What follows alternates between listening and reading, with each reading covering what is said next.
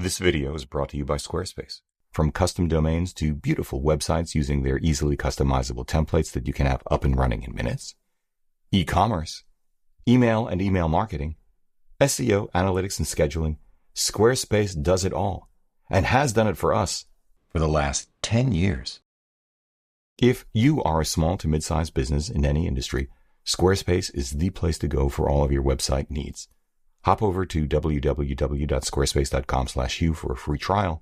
And if you like what you see and want to move forward, receive 10% off your first order by using the discount code Hugh at checkout.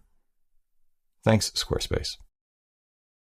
Back in Japan earlier this year, it wasn't that I couldn't appreciate what Panasonic's Lumix S9 already was. It was just that I couldn't predict when it might become all that it could be. But things are coming into sharper focus.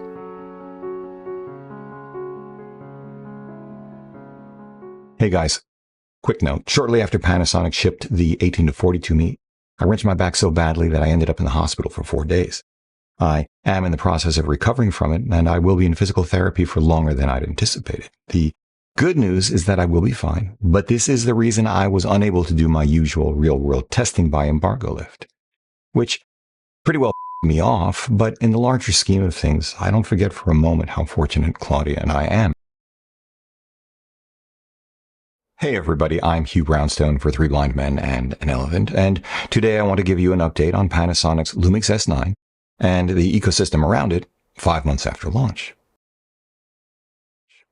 The bottom line? With a new lens, a firmware update that will be consequential for many, and an evolving Lumix Lab app that will be appealing for many, the S9 is suddenly much closer to what many of us hoped it would be at launch.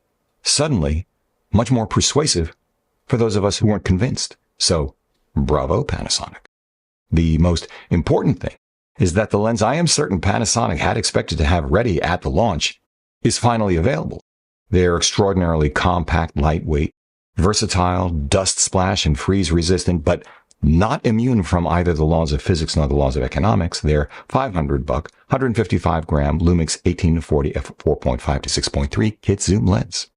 It is targeted quite clearly at Panasonic's initial target audience for the S9, content creators, moving up from smartphones, hold that thought, which, when paired with the S9's full-frame 24-megapixel sensor, provides a zoom range comparable to that of most smartphones while offering superior image quality, which I think people new to dedicated cameras will enjoy. Call it an optically credible lens fit for purpose, more than credible operationally.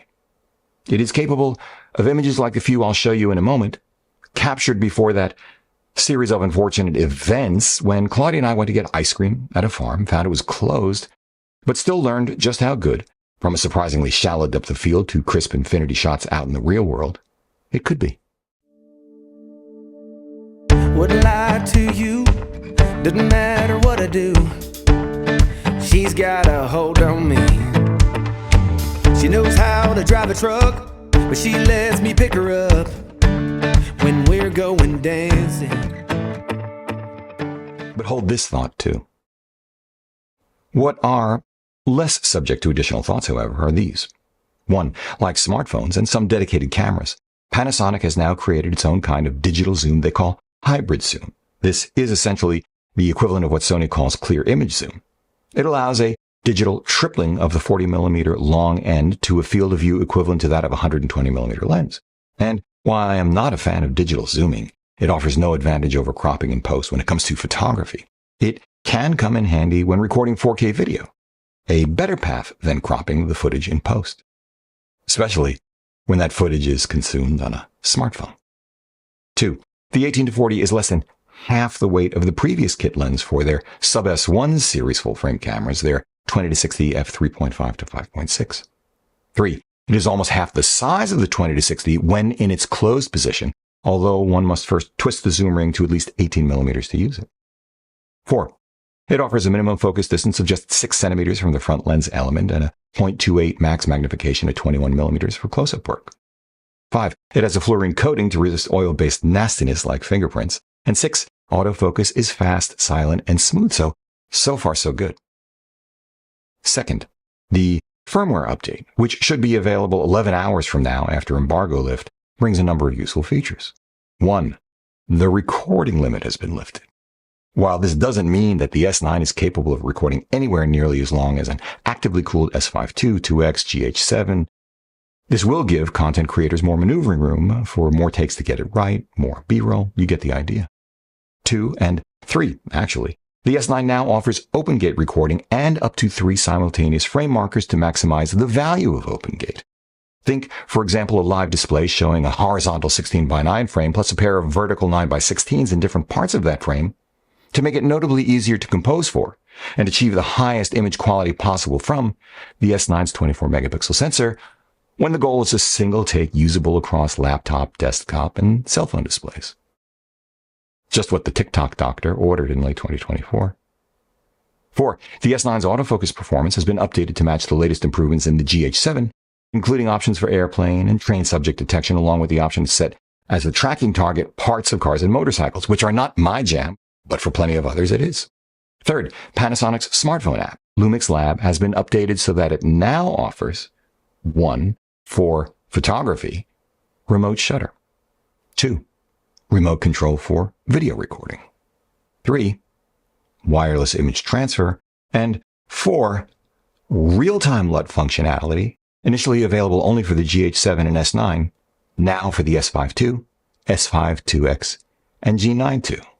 Although, yeah, right, this last one is of no consequence for S9 users, and the company still has a bit further to go to make the app as usable as it could be. Still, it comes in a really nice wrapper, and it's a nice upgrade.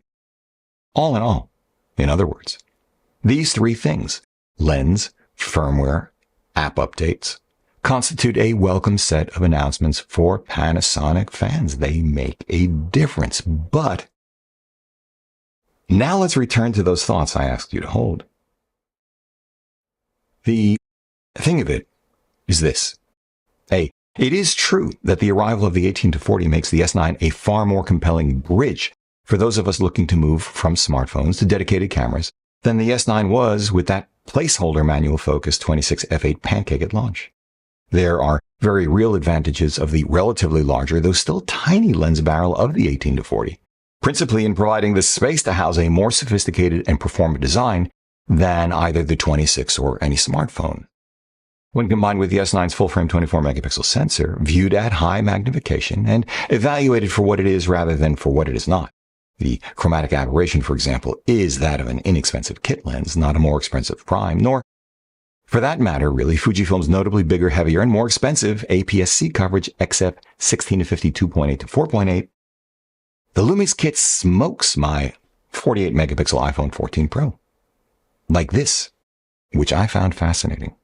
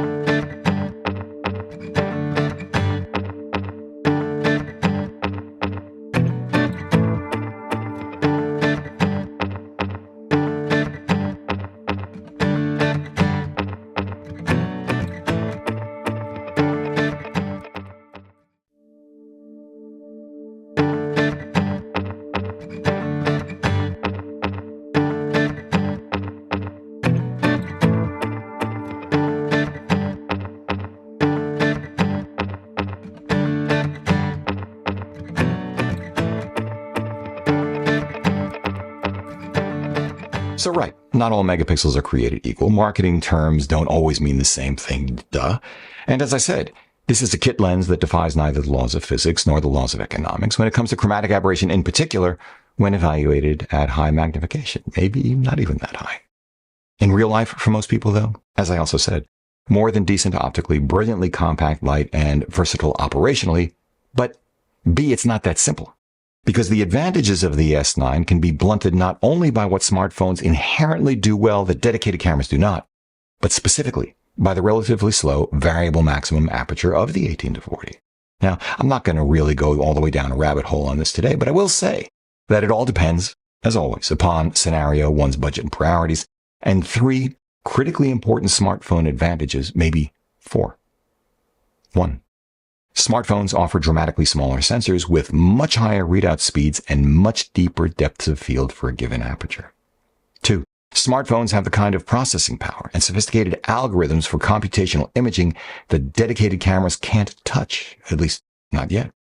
3. Smartphones have dramatically simpler, cleaner, and easier to use interfaces. And 4. Smartphones have built-in flash. It's simply a fact that smartphones can simulate shallow depth of field if imperfectly true enough, again for now, blend multiple images seamlessly in real time to effectively increase dynamic range while reducing noise in the process, offer at least modest fill flash, which the S9 cannot do at all because it has neither built-in flash nor a hot shoe, and all of the smartphone's advantages are amplified by smarter and more powerful auto exposure algorithms in particular, without burdening the user with anything beyond a press of a button, sometimes holding relatively still for up to 3 seconds for long, low light, amazing handheld shots. And while the effective shallowest depth of field of my 3 iPhone 14 Pro lenses are actually full-frame equivalents of f7.7, 6.2, and 9.8, far from impressive, they aren't all that much deeper than the f4.5 to 6.3 of the 18 to 40. It is also true that equalized for depth of field, my iPhone 14 Pro is able to shoot at ISOs 3.5 stops lower than the S9 with the 18 to 40, which also blunts the inherent dynamic range and noise advantages of the S9's full-frame sensor. The net impact is that unless one is shooting in good light, alternately willing to shoot with a tripod or with a much faster prime like any of the Lumix 1.8 S series when good light is not an option, or if one is simply unlikely to display one's work on anything other than a smartphone screen, the very real image quality advantages of the S9 with this lens may be less obvious to many than one might hope. All of which leaves us where precisely? Well, how about here? One could assert that the S9 was a bit of a preemie. Great gene pool, highly anticipated, but arriving a bit early, and I tend to agree. The good news is that almost half a year later, the baby is looking healthier and getting back on track. The firmware and app updates are valuable. But the real star of this announcement is the 18 to 40 f4.5 to 6.3. It is the lens Panasonic needed at the launch of the S9. It is so small, so light, so simple to use, so relatively accessibly priced, offering fields of view close enough to be at least familiar to smartphone users, offering image quality superior to smartphones under the right set of circumstances, dramatically better image quality under most circumstances, practically all when going wider, longer, or faster by using other, more optically performant interchangeable lenses that, when coupled to the S9, the package becomes a keenly considered gateway drug into the world of interchangeable lens systems that the L-mount Alliance simply has not had until now. It is performant and versatile enough to motivate smartphone users to make the switch. The lens itself not too performant nor too versatile to prevent users, as they grow more demanding, to eye additional lenses like the S1.8 primes, or for that matter, the wide array of lens options from L-mount Alliance partner Sigma. Add headphones and mic jacks in a Mark II, or at least a firmware update in the interim so that content creators can use a USB-C to 3.5mm adapter to accomplish the same thing. Maybe a smart hot shoe for flash and an optional tiltable EVF for those of us who harbor fantasies of mounting adapted manual focus M-glass to fit for photography. Oh, baby. And the S9 may even become, as I first imagined it could, a cult classic. We shall see. This video is brought to you by Squarespace.